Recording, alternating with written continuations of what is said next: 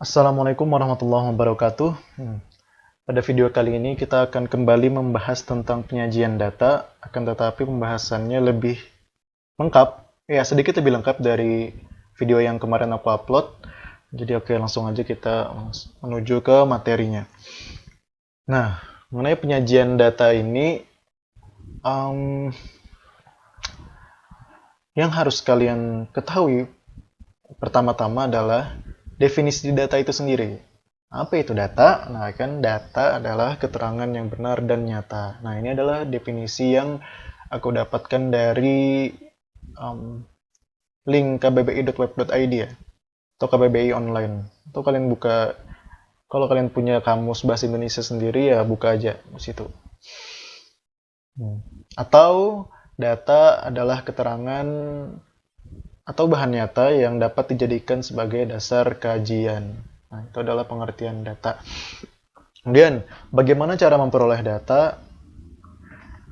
Data bisa kita dapatkan dengan observasi atau pengamatan secara langsung, kemudian dengan cara wawancara, dan dengan cara mengisi angket. Nah, untuk kalian kan masih SMP nih. Nah, untuk SMP paling sering itu adalah dengan cara observasi dan dengan cara wawancara. Nah, untuk angket itu jarang ya dilaksanakan oleh anak-anak SMP.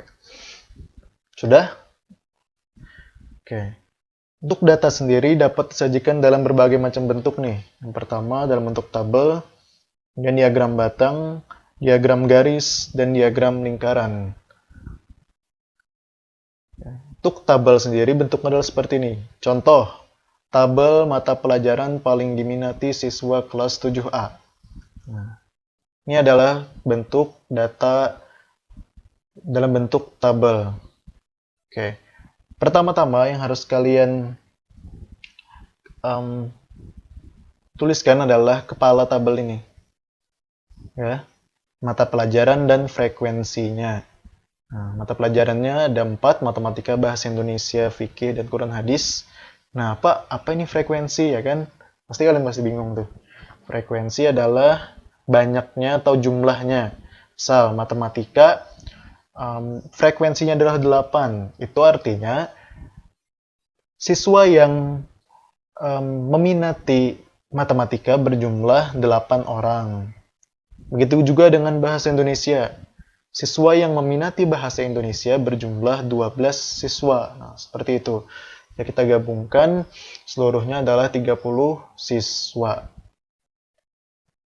Oke. Selanjutnya adalah dalam bentuk diagram batang. Nah, tabel yang sudah kita buat tadi, kita akan ganti bentuknya menjadi diagram batang. Nah, untuk pertama-tama yang harus kalian ketahui adalah pada saat membuat diagram batang, pada sumbu Y, nih sumbu Y, sumbu yang vertikal, kalian harus menuliskan angkanya secara konsisten. Konsisten dalam arti lompatannya itu yang konsisten. Ya. Ini contoh nih, dari 0, kemudian naik ke 2, 4. Nah, apa maksudnya? Nih kan dari 0 ke 2 ini naiknya 2 angka ya kan? Kemudian 2 ke 4 juga 2 angka. Terus 2 angka lompatannya. Jangan sampai lompatannya seperti ini. 0. Di sini 2. Kemudian di sini 5. Nah, itu kan tidak konsisten tuh. Atau 0, 2, 3. Nah, itu juga tidak konsisten. Nah, gimana Cak? Kenapa Pak jadi bikinnya 2, 2, 2? Ya, karena untuk memudahkan kita memasukkan angka-angkanya ini. Kayak contoh, matematika frekuensinya adalah 8 siswa ya kan. Berarti tabelnya akan di sini.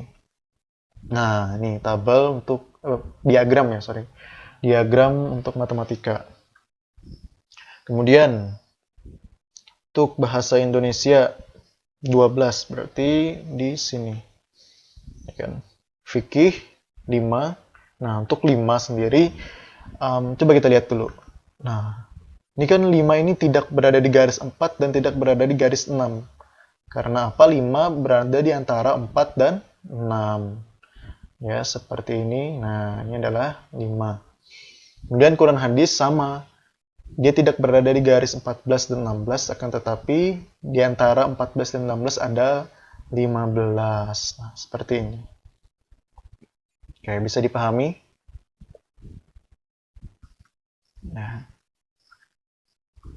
Nah, Pak, gimana kalau kita bikinnya bukan lompat dua-dua ya kan? Terserah deh, misalnya, nah 55 Pak, gimana? Nah, boleh. Coba kita lihat, ini adalah contoh yang lompatnya 55.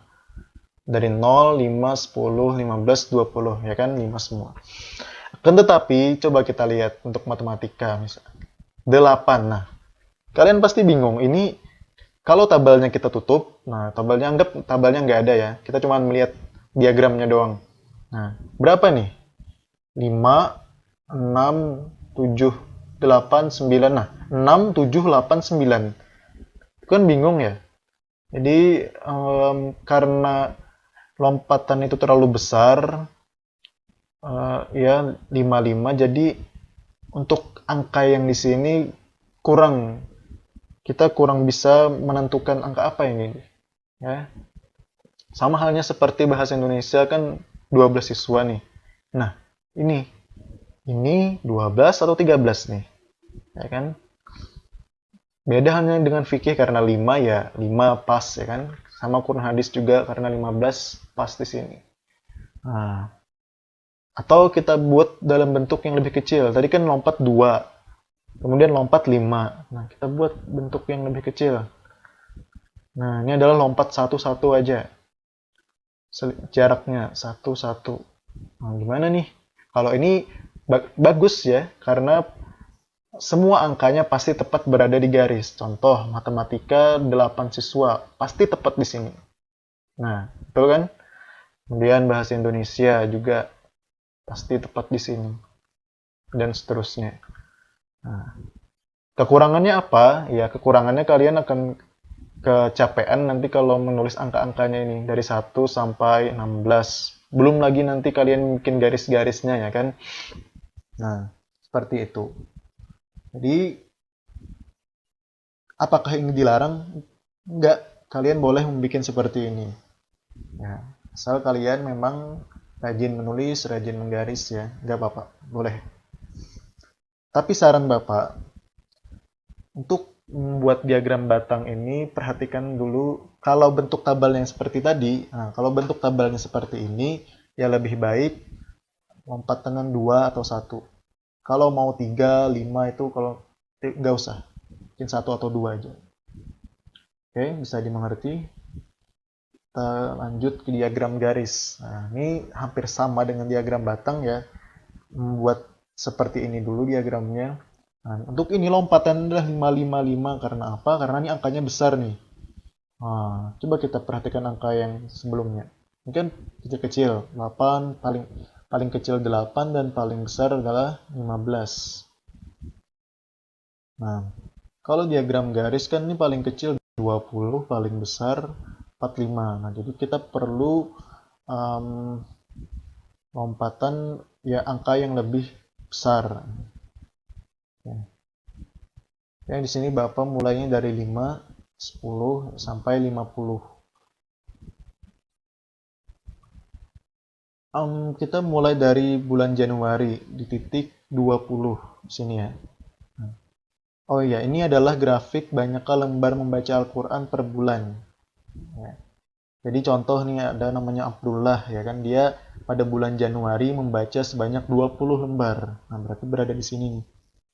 Kemudian pada bulan Februari dia meningkat tambah banyak ya, lembarnya menjadi 30. Jadi kalau dibentuk diagramnya menjadi seperti ini. Nah, seperti ini. Kan dari 20 ke 30. Terus bulan Maret melonjak lagi menjadi 45. Pada bulan April sayang sekali Abdullah mengalami penurunan membaca Al-Quran menjadi 32 lembar. Bulan Mei 25 dan bulan Juni kembali meningkat menjadi 40. Bisa dimengerti? Oke, kemudian yang terakhir adalah diagram lingkaran. Oke, sebelum itu kalian harus ketahui dulu nih kalau Lingkaran itu bahasa Inggrisnya adalah circle. Kalau di bahasa Arab kan, nah ini adalah dairah. Kita bacanya dairah aja. Atau kalau ada yang nulis ad-dairah, boleh juga. Atau dairatun ya. Nah, dairah ini diserap ke dalam bahasa Indonesia sehingga menjadi daerah. Nah, jadi kalau kita sering mendengar daerah khusus ibu kota Jakarta dan daerah Indonesia, ya kan, daerah itu ya artinya lingkaran gitu, lingkaran bahasa Arabnya. Nah, oke. Yang harus kalian ketahui lagi adalah diagram lingkaran ini dapat kita buat dalam beberapa bentuk. Bentuk pertama adalah bentuk persen, di mana kalau satu lingkaran penuh ini bernilai 100%. Sekarang aku tanya nih, kalau kita bagi dua, kira-kira berapa persen nih? Ya 100% dibagi dua ya kan, jadi 50%, 50%. Oke, kemudian bentuk yang kedua adalah bentuk derajat. Nah, besar sudut ya. Satuannya derajat. Nah, untuk menggunakan besar sudut ini, satu lingkaran penuh bernilai 360 derajat. Kalau persentase adalah 100%, kalau menggunakan besar sudut adalah 360 derajat. Oke. Coba kita aplikasikan aja langsung. Contoh, ini adalah tabel ekstrakurikuler yang diikuti siswa. Ya. Bagaimana cara menentukan persentasenya? Yang kalian harus ketahui dulu adalah lihat eskulnya dan banyak siswanya. Kita lihat bola basket misal 20, ya diperhatikan dulu semua. Nah, sampai debat 3 bahasa berjumlah 10 siswa. Kemudian, kita totalkan aja semuanya siswanya nih. Sehingga mendapat 200 siswa. Ya kan? Bagaimana cara menentukan persentasenya? Ini aku sudah memberi contoh 10%, 15%, 30%. Cara menentukannya seperti ini. Bola basket itu siswa yang ikut eskolnya sebanyak 20 siswa. Taruh di atas ini. Oke, 20 per 200. 200 didapat dari total siswa. Nah, 20 per 200 kali 100%. 100% adalah nilai total lingkaran tadi, yang satu lingkaran penuh dalam bentuk persentase, bernilai 100%. Ya. Nah, sehingga jika kita hitung, hasilnya menjadi 10%. Kemudian drum band. Siswa yang ikut eskul drum band sebanyak 30 siswa, taruh di atas ini. Per 200 didapat dari sini, total. Kali 100%. Hasilnya 15%. Oke, sini akan aku simulasikan cara menghitungnya. Nah, kita ambil contoh aja dulu. Nah, oke, untuk pramuka, siswanya sebanyak 50 siswa. Berarti kita tulis di atas ini 50. Kemudian per 200 diambil dari sini. Kali 100% berarti nilainya 50 per 200 itu seperempat, berarti 25%. Ya kan? Sama halnya dengan bulu tangkis. Bulu tangkis memiliki 30 siswa, kita tulis aja di sini 30 per 200 kali 100% berarti 15%. Kemudian debat 3 bahasa 10 berarti nilainya 5%. Oke. Bisa dipahami? Nah, jadi hasilnya bakalan seperti ini. Nah, ini. Jika ditotalkan semuanya kan 100%. Sekarang kita masukkan ke dalam diagram lingkaran. Nah, kita lihat. Kita potong aja ini kan. Satu lingkaran ini kita potong menjadi beberapa bagian sesuai jumlah persentasenya. Nah, jadi kita bisa lihat Bola basket 10 ya dapat sepotong kecil yang di sini, kemudian pramuka ya kan 25%. Nah, kemudian apa ini? Abu-abu drum band nilainya 15% ya. Kemudian panahan yang paling banyak 30%. Nah, yang paling sedikit ini debat 3 bahasa 5%. Oke. Cara memotongnya, kalau kalian menggunakan alat tulis seperti pulpen dan penggaris, boleh memakai kira-kira, boleh juga kalian ukur, tapi kalau kalian mau mengukur lebih baik menggunakan metode yang satu ini, yaitu dengan menggunakan besar sudut. Nah, tadi kan pakai persentase nih, sekarang pakai besar sudut. Sama caranya, sama persis, tapi yang membedakan adalah kalau tadi misal untuk bola basket 20 siswa per 200 yang adalah total siswa kali, kalau yang tadi dikali 100%, kalau di sini dikali 360 derajat. Karena total satu lingkaran dalam bentuk derajat adalah 360 derajat. Jika kita hitung menjadi 36 derajat. Oke. Untuk cara yang terusnya dari drum band sampai debat 3 bahasa sama persis.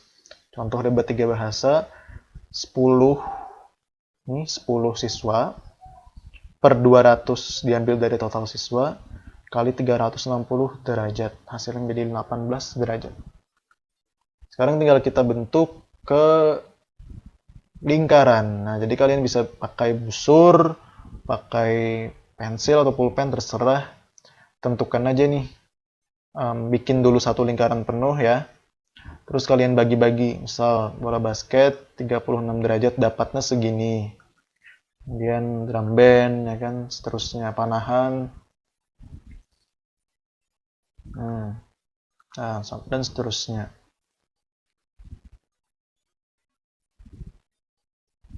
Harusnya ini oh ya ini.